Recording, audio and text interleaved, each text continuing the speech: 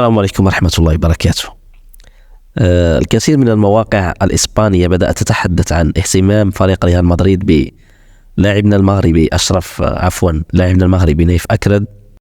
ومن ضمن الصحف الموثوقة التي تحدثت عن هذا الموضوع هي هذه الصحيفة التي جاء فيها مثلا مقال قالت فيه أن نايف أكرد يعتبر من الخيارات المهمة والكبيرة لفريق ريال مدريد، حيث يقدم مستويات جيدة وتأقلم بسرعة مع خطط مدرب ريال سوسيداد. وذكر المصدر أيضا أن نايف أكرد يمتاز بقوة في الكرات الهوائية وله قدرات قيادية عالية في خط الدفاع.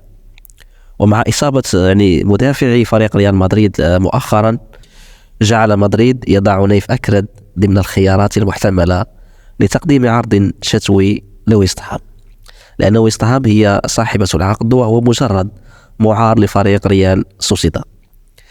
فهل تعتقدون أن ريال مدريد يمكنه أن يقدم عرضا لويست هام من أجل شراء اللاعب، أم أنه ربما يبقى فقط خيار من الخيارات المتاحة فقط ولن يقدم له أي عرض؟